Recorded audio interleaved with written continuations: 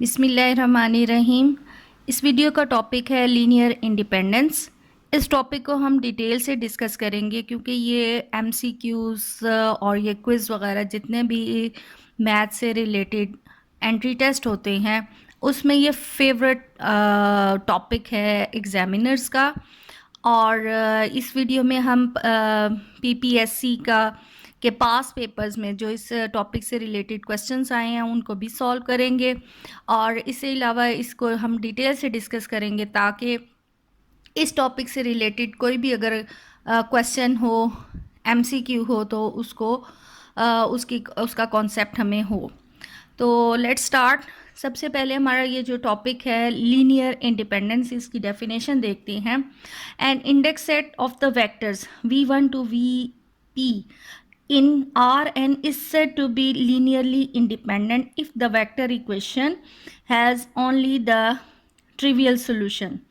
अब से यहाँ पर सबसे पहले ये ट्रिवियल सोल्यूशन और नॉन ट्रिवियल सोल्यूशन का कॉन्सेप्ट मालूम होना चाहिए कि what is trivial solution and what is non trivial solution. इसके एग्जांपल से मैं बताती हूँ। लेट्स से हमारे पास है 5x plus Y is equal 0। तो जब हम यहाँ पर x एंड y जो है वो सिर्फ हमारा अगर सोल्यूशन जो है वो 0 0 है तो ऐसे केस में ये ट्रिवियल सोल्यूशन कहलाता है। लेकिन अगर यही हमारे पास सोल्यूशन x एंड y की वैल्यू जो है वो अगर हो लेट्स से -1 एंड 5, तो ये क्या है, नॉन ट्रिवियल सोल्यूशन। यानी जब हमारे पास जो वेरिएबल्स हैं उनकी वैल्यू अगर सिर्फ 0 0 ही आ रही है तो ऐसे केस में ट्रिवियल सोल्यूशन है, यानी जो इक्वेशन है उसका टोटल आंसर 0 होना चाहिए। और इसी तरह अगर इसका अदर देन ज़ीरो वैल्यू है तो ऐसे केस में से नॉन ट्रिवियल सोल्यूशन कहते हैं। तो लीनियरली इंडिपेंडेंस में हमारे पास यानी कुछ वेक्टर्स हैं, उनको वेक्टर इक्वेशन में लिखा जाए और अगर इसका ट्रिवियल सोल्यूशन आ जाए, यानी ये जो वेरिएबल्स हैं x1 x2 up to xp, तो अगर ये तमाम के तमाम जो हैं वो ज़ीरो हैं, x1 x2 and xp, then it is called a trivial solution. और उसके बाद ये जो हमारे पास है लीनियरली डिपेंडेंट, इसी के कॉरस्पॉन्डिंग अगर हमारे पास ये जो वेक्टर इक्वेशन में ये जो x1 x2 एंड xp इसमें कोई जो हैं कोफिशेंट्स उनकी वैल्यू हो, ये जो वेरिएबल x1 x2 हैं इनकी तमाम ज़ीरो ना हो, तो ऐसे केस में हम इस सेट को लीनियरली डिपेंडेंट कहते हैं। तो यहाँ से जो है वो एक कॉन्सेप्ट जहन में रख ले कि linearly independent means trivial solution, यानी तमाम वैल्यू 0 0 होनी चाहिए, and linearly dependent means non trivial solution, यानी कि कोई ना कोई हमारे पास अननोन कोई ना कोई यानी अदर देन ज़ीरो वैल्यू होनी चाहिए। और यहाँ पर एक और पॉइंट मैं बताना चाहती हूँ, आर एन का मतलब है डायमेंशंस इसकी, यानी अगर R2 है तो इसमें वेक्टर्स 2 डायमेंशनल होंगे, लेट्स से 2 एंड 1 फॉर्म में। इसी तरह R3 है तो इसमें 3 डायमेंशनल, लेट्स से 2 1 एंड 3 है। तो ये Rn, जबकि यहाँ पर ये वेक्टर्स V1 से Vp मतलब p तादाद है उनकी, लेकिन उनकी नंबर ऑफ रोज जो हैं वो n है। जिस तरह यहाँ पर R3 जो है वो नंबर ऑफ रोज को शो कर रहा है। अब एक एग्जाम्पल सॉल्व कर लेते हैं ताकि ये डिसाइड करना और इजी हो जाए कि कैसे हम पहचान करेंगे कि the vectors are linearly independent and vectors are linearly dependent. तो ये हमारे पास v1 एंड v2 v3 तीन वेक्टर्स दिए हुए हैं, and determine if this set is linearly independent. अब ये तीन वेक्टर्स हैं, इनको हमने लीनियरली चेक करना है आया ये लीनियरली डिपेंडेंट है या लीनियरली इंडिपेंडेंट है। तो अगर हम इसको लिखते हैं मैट्रिक्स फॉर्म में, then we have 1 2 3 4 5 6 2 1 and 0। Augmented matrix. अब इसका मेथड ये है कि इसको हमने इक्विवेलेंट फॉर्म में बनाना है इस ऑगमेंटेड मैट्रिक्स को। तो यहाँ पर हमारे पास ये दोनों साइड पे यहाँ ऑगमेंटेड मैट्रिक्स के लिए इक्विवेलेंट फॉर्म के लिए यहाँ हमें 0 0 चाहिए। तो हम ऑपरेशन लगा लेते हैं R2 minus 2R1 and R3 minus 3R1. Then we have 1 4 2 0 as it is. So we have 0 and 8 5 minus 8 तो ये आ जाएगा -3। इसी तरह यहाँ पर आ जाता है -3 एंड 0। और जब इसको हम R3 से हम सॉल्व कर रहे हैं 3 6 0 0 है। तो जब ये ऑपरेशन तो यहाँ पर आ गया 0 एंड 12 यानी कि ये -6 आ जाता है। 3 2s are 6 so we have -6 and 0। Again हम ऑपरेशन लगा लें R3 plus 2R minus 2R R2. So finally we have 1 4 2 0 0 -3 and 0 and then we get 0 0 0 0। ये आ गई है इसकी इक्विवेलेंट फॉर्म। अब यहाँ से हमारे पास देखिए कि ये जो है पिवट कॉलम इसमें 1 है, इधर यहाँ पर -3 और यहाँ पर 0 है। इट मीन्स कि यहाँ पर हमारे पास x1 and x2 are basic variables आ गए हैं, जबकि x3 जो है वो इज़ फ्री है। यानी यहाँ x3 की कोई वैल्यू नहीं आ रही। इसका मतलब है कि x3 जो है वो फ्री है और यहाँ पर 1 एंड -3 है। ये बेसिक वेरिएबल्स एंड ये free variables in a matrices क्या हैं कि अगर हमारे पास जो कॉलम हमारे पास जो मैट्रिक्स है उसमें जो पिवट कॉलम है, पिवट कॉलम यानी इस रो में ये वाला वैल्यू जो है वो पिवट कॉलम है। यहाँ पर ये है, इस साइड पे ये, यहाँ पर ये जो है ये x1 की वैल्यू, यहाँ पर x2 की यानी आनी थी और यहाँ x3। अब चूँकि हमारे पास x3 जो है वो एक फ्री वेरिएबल आ गया है और तो अब x3 को हम जैसे जैसे जो मर्ज़ी वैल्यू दे लें, लेट से 2 दे दें, 3 दे दें, तो क्योंकि अगर हम इसको सॉल्व करते हैं तो यहाँ पर इक्वेशन हमारे पास बन जाती है x1 plus 4x2 plus 2x3 is equal 0 और इधर बन जाती है -3x2 -3x3 इज इक्वल 0। तो यहाँ से ये आ रहा है कि x2 इज इक्वल -x3। अब इधर से चूँकि एग्जैक्ट वही हमारे पास x3 की वैल्यू नहीं है, यानी x3 जो है वो फ्री है। अब x3 को हम चाहे लेट कर लें, टी सपोज कर लें या उसको कोई आप 2 दे दें, 3 दे दें, उसके कॉरस्पॉन्डिंग जो है ये इसके इन्फिनिट सॉल्यूशंस निकल आएंगे। तो ऐसे वेरिएबल को जिसमें हम जो मर्ज़ी उसमें वैल्यू हम सेलेक्ट कर सकें तो उसे जो है वो फ्री वेरिएबल कहा जाता है। जब यहाँ पर हमारे पास जो है फ्री वेरिएबल एक आ गया है तो इट मीन्स कि इट इज़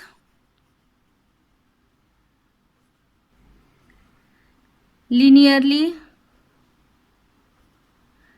डिपेंडेंट। क्योंकि अब लीनियरली इंडिपेंडेंट तो तब था जब x1 x2 x3 तीनों की वैल्यू 0 हो, लेकिन यहाँ पर हमारे पास x3 जो है वो एक फ्री वेरिएबल आ गया है। यानी अब हमारे पास चॉइस है कि हम x3 को जो वैल्यू पुट करेंगे उसके रिस्पेक्ट से x1 और x2 की वैल्यू आ जाएगी। सो हमारे पास ये जो निकली वेक्टर्स दिए हुए हैं, दे आर लीनियरली डिपेंडेंट। अब नेक्स्ट इसका क्वेश्चन है कि if possible find a linear dependence relation among v1 v2 and v3। तो v1 v2 v3 के दरमियान हम लीनियरली डिपेंडेंस रिलेशन पुट कर लें। तो लेट हम अगर करते हैं कि x3 इज़ इक्वल 1, तो हमारे पास x2 आ जाता है -1, और अगर x2 -1 है तो यहाँ से फिर x1 -4 plus 2 is equal 0। So x2 is equal 2, sorry ये x1 is equal to x2 की वैल्यू -1 और x3 की वैल्यू 1 है। तो यहाँ पर जो लीनियर डिपेंडेंस रिलेशन आ जाती है, लीनियर जो इक्वेशन है, वेक्टर इक्वेशन, वो हमारे पास है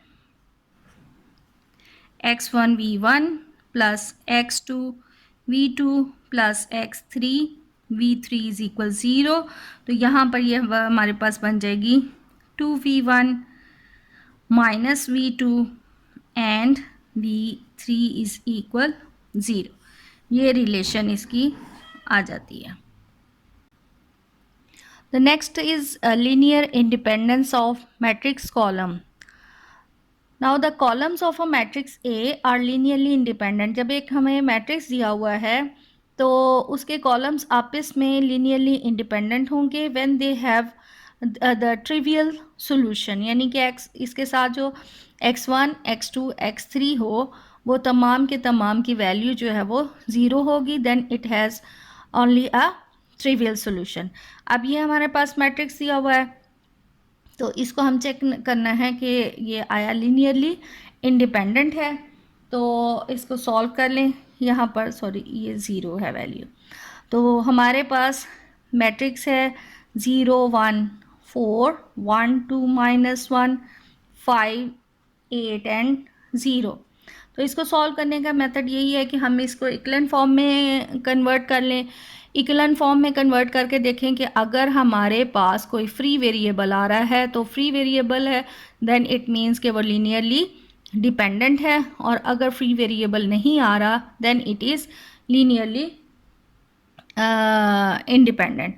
तो इसका ऑगमेंटेड मैट्रिक्स में हमने इसको लिखना है, ये 0 0 एंड 0 आ गया। अब इसको इक्लन फॉर्म में करने के लिए इस रो को हम इंटरचेंज कर लें, यानी रो 1 2 हम ऑपरेशन लगाने लगे हैं, सेकेंड रो और फर्स्ट रो को हम इंटरचेंज कर रहे हैं। Then we have 0 1 4 0 5 8 0 and 0। तो इक्लन फॉर्म में बनाने के लिए हमें यहाँ सिर्फ यही 5 को ख़त्म करना है। इट मीन्स हमने रो 3 -5 रो 1 ऑपरेशन अप्लाई किया, देन वी हैव 1 2 -1 0 0 1 4 0 0 आ गया यहाँ पर, 8 एंड -2 5 एंड 0। अब इसमें मज़ीद हम इसको 2 से मल्टीप्लाई करके, यानी रो 3 प्लस 2 रो 2 कर लें, then we have 1 2 -1 0 0 1 4 0 0 0 and 13 and 0। अब जितने भी पिवट कॉलम्स हैं, यानी x1 x2 एंड x3, तो यहाँ पर कोई भी हमारे पास जो है वो फ्री वेरिएबल नहीं है। Now it has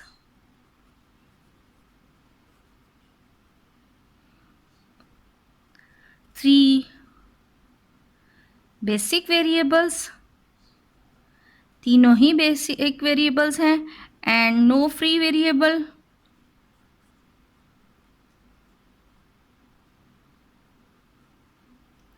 Hence it is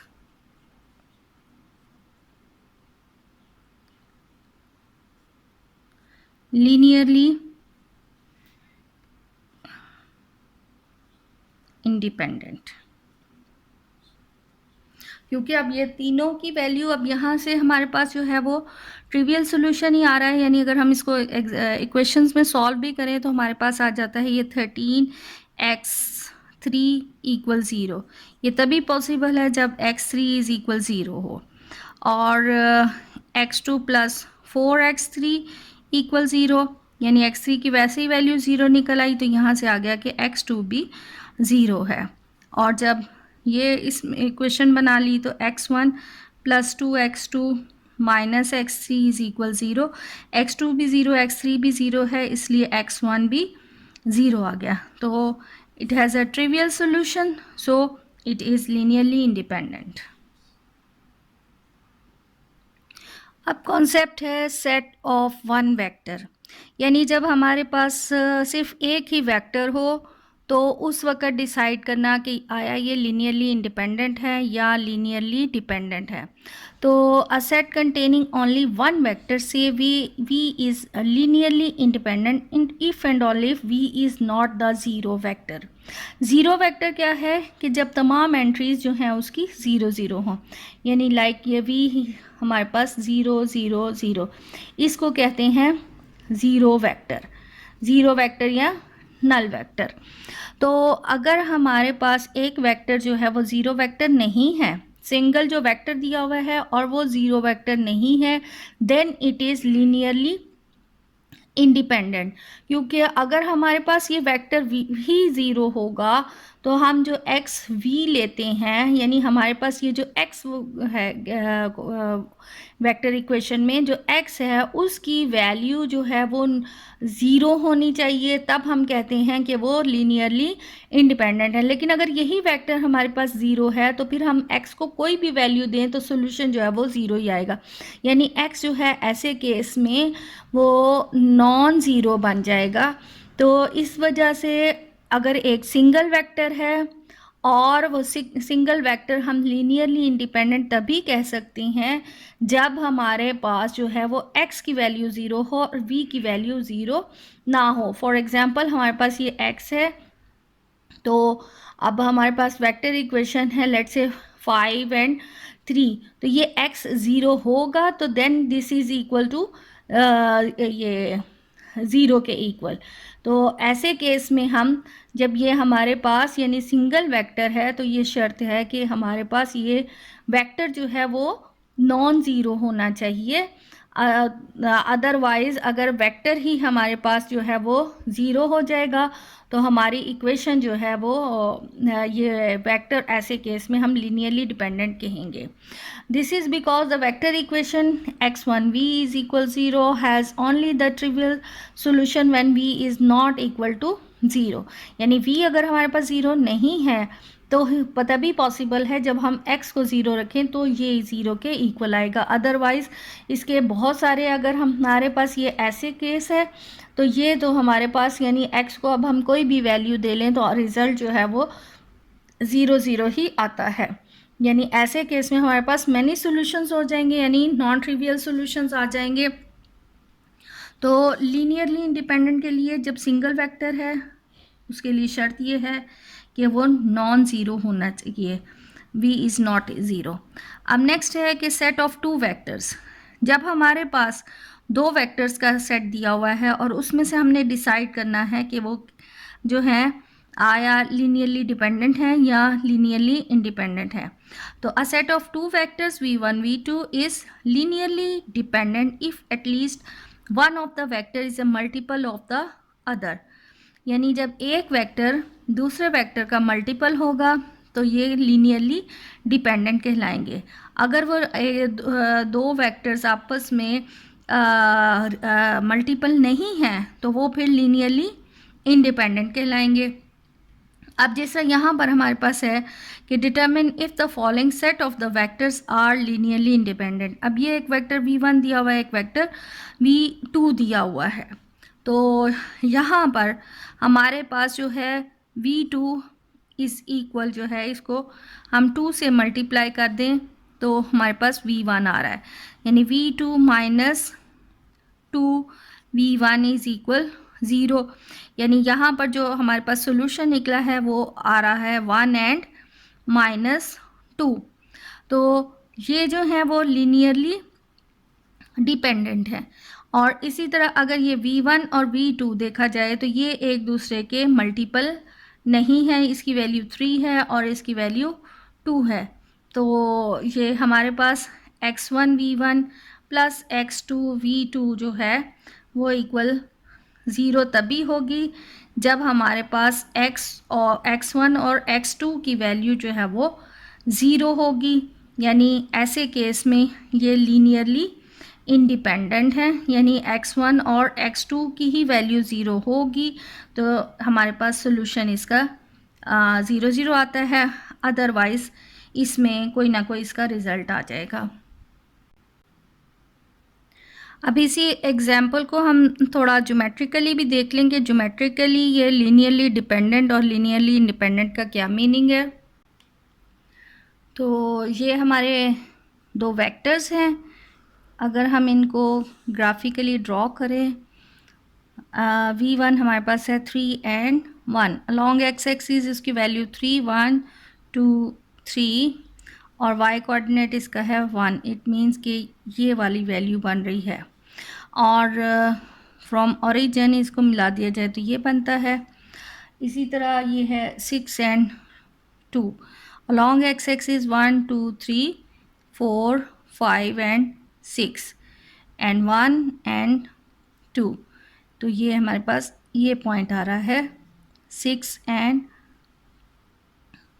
2, ये 3 and 1 है। तो और ये है हमारे पास लीनियरली डिपेंडेंट।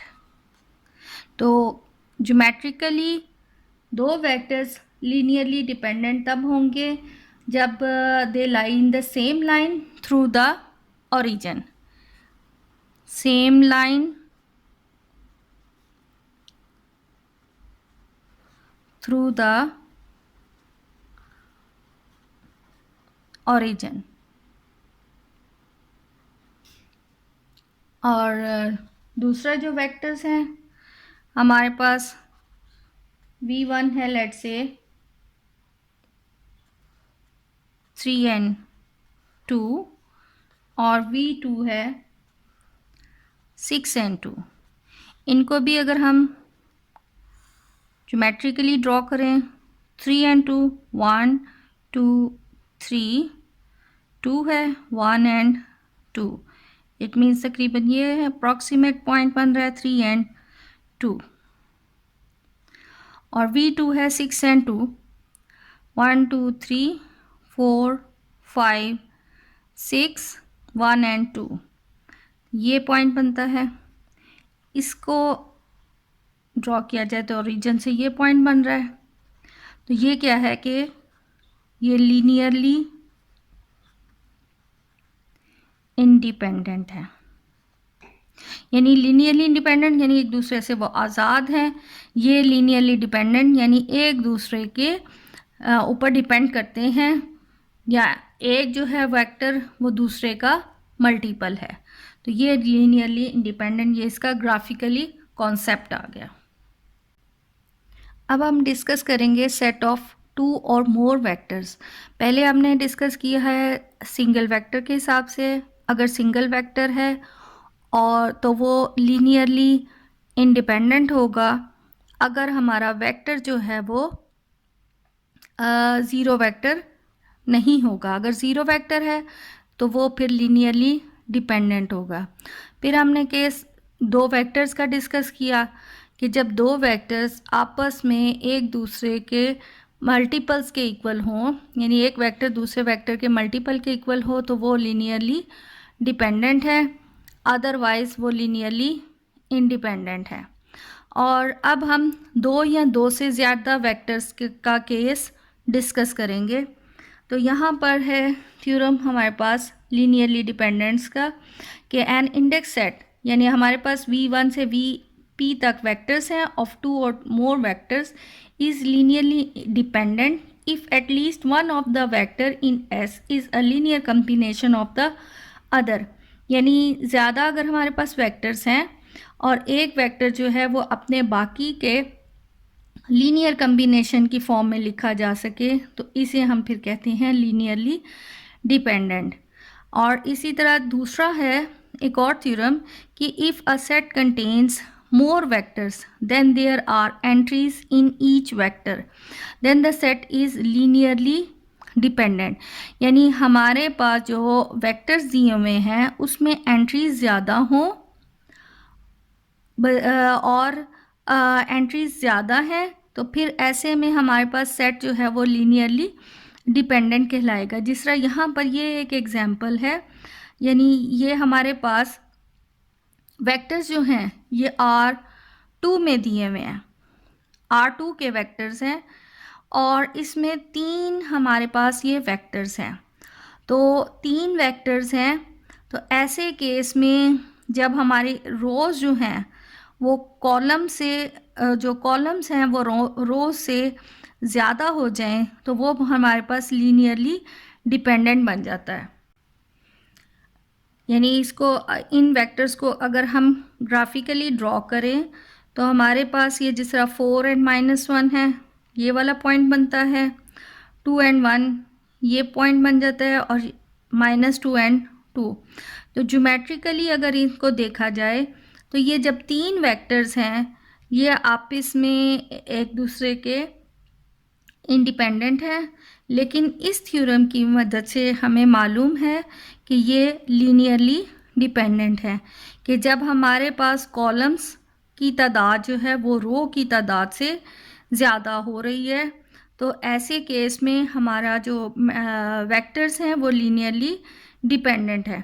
अब इसी एग्जांपल को अगर हम सॉल्व करें, यानी ये हमारे पास है 2 1,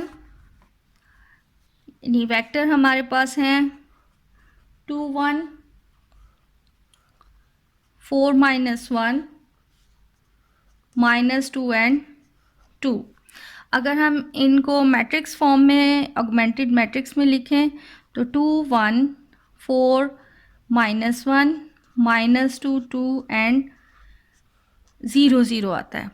तो अगर हम इस पे रो ऑपरेशन लगा दें, यानी 1 रो, क्योंकि हमने इसको इक्विवेलेंट फॉर्म में करना है तो रो ऑपरेशन से इसको हम इंटरचेंज कर लें। अब हम रो 2 -2 और 1 ऑपरेशन जब लगाएंगे तो ये 1 -1 2 0 आ जाता है, ये 0 हो गया। और ये 4 है तो ये हमारे पास आ जाता है माइनस माइनस प्लस 2 1 2 तो ये आ जाता है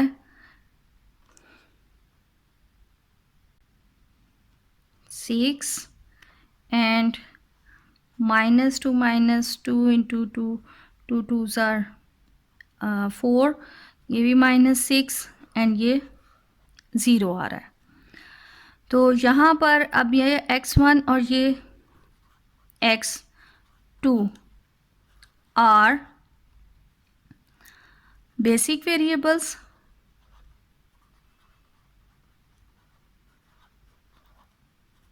एंड अब x3 जो है इज़ फ्री वेरिएबल।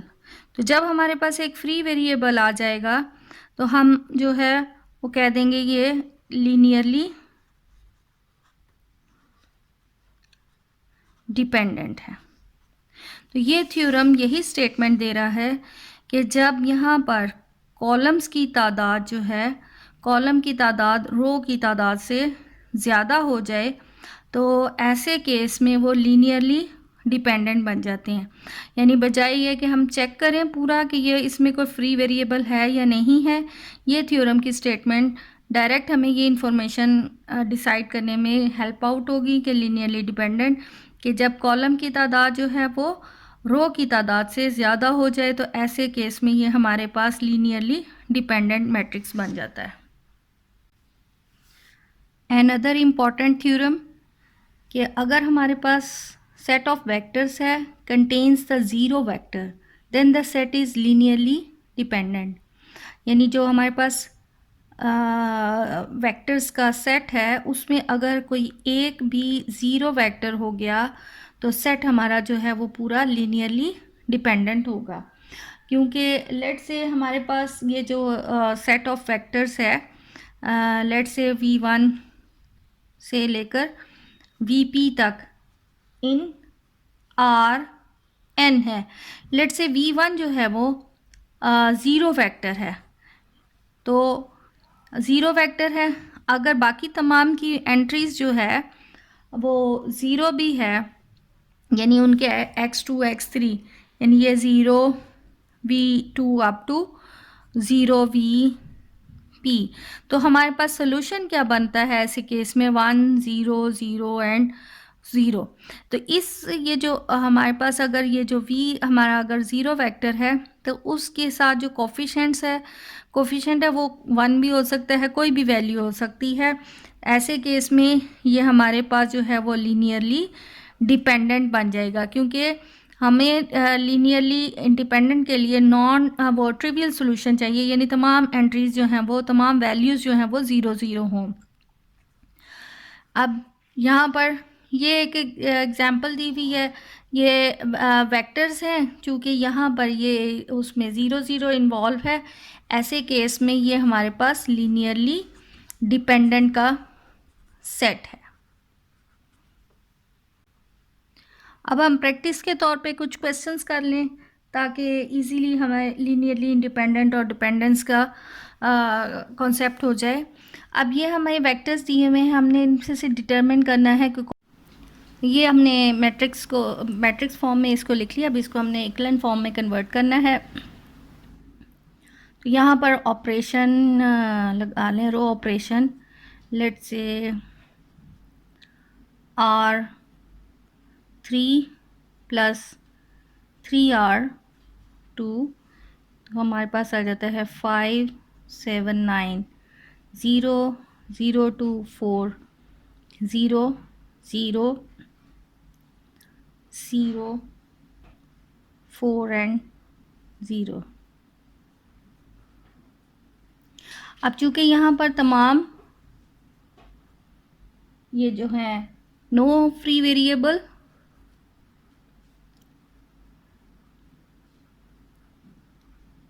इस वजह से यहाँ पर ये लीनियरली इंडिपेंडेंट है। अब ये हमारे पास है, इसको हम मैट्रिक्स फॉर्म में लिखें, 0 0 -1 0 2 0 3 0 3 -8 1 0। इक्विवेलेंट फॉर्म में कन्वर्ट करने के लिए हम रो इंटरचेंज कर लें, यानी रो 2 एंड 1 को अगर हम इंटरचेंज करें देन वी हैव 2 0 3 0 0 0 -1 0 3 -8 1 एंड 0। अब हमने इसको इक्विवेलेंट फॉर्म में कन्वर्ट करना है, यहाँ पर 0 हो, यानी रो ऑपरेशन हम लगा लेंगे, रो 3 को हम 2 से मल्टीप्लाई और रो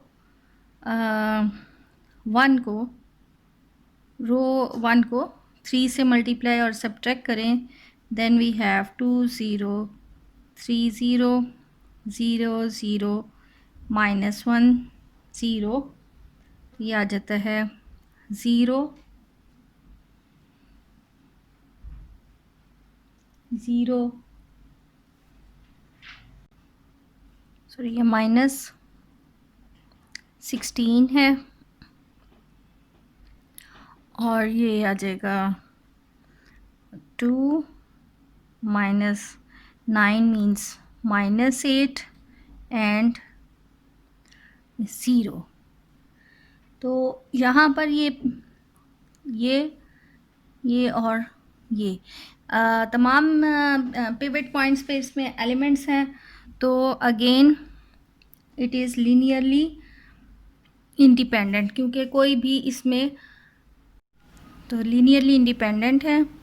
नेक्स्ट अब हमारे पास है 2 माइनस 3 वेक्टर है, -4 एंड 6 है। तो ये एक दूसरे के यानी V1 हम लेट से V1 हमारे पास है 2 एंड -3 और V2 हमारे पास है -4 एंड 6। तो V1 जो है वो -2V2 के इक्वलेंट है और सॉरी V2 जो है वो -2V1 के इक्वलेंट है। सो दे आर लीनियरली डिपेंडेंट।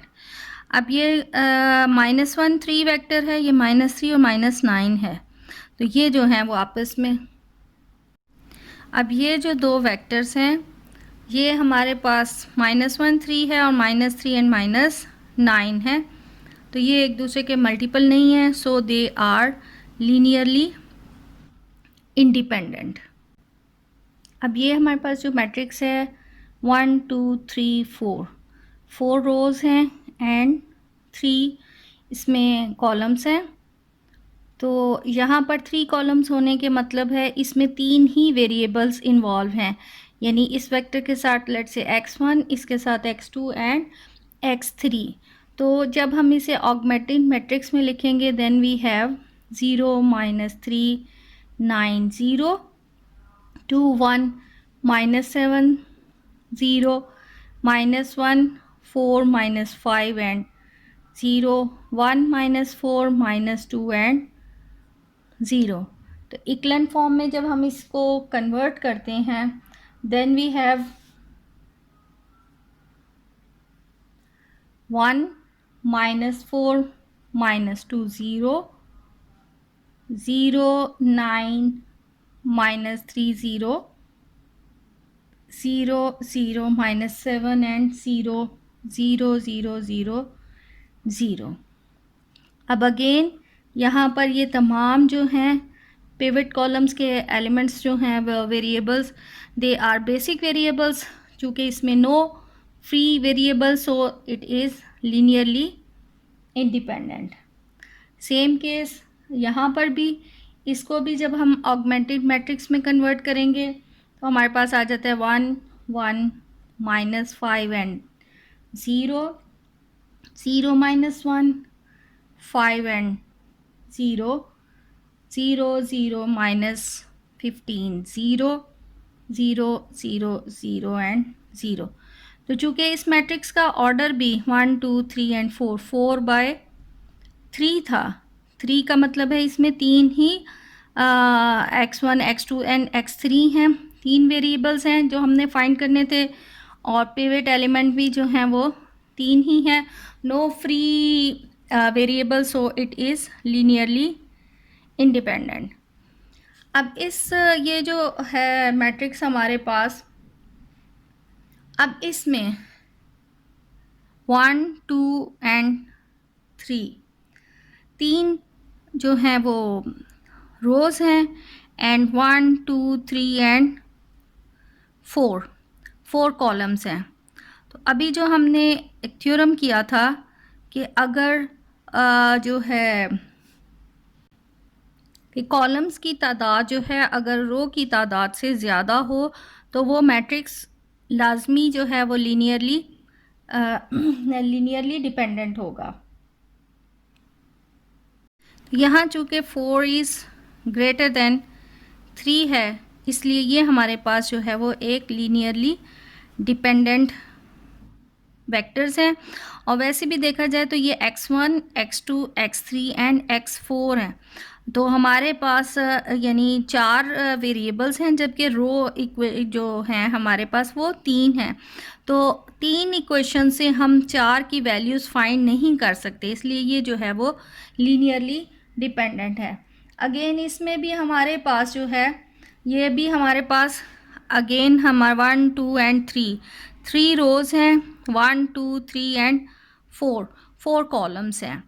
तो चूँकि 4 इज़ ग्रेटर देन 3 यानी कॉलम्स की तादाद जो है वो रो की तादाद से ज़्यादा है, सो according to the theorem it is linearly dependent.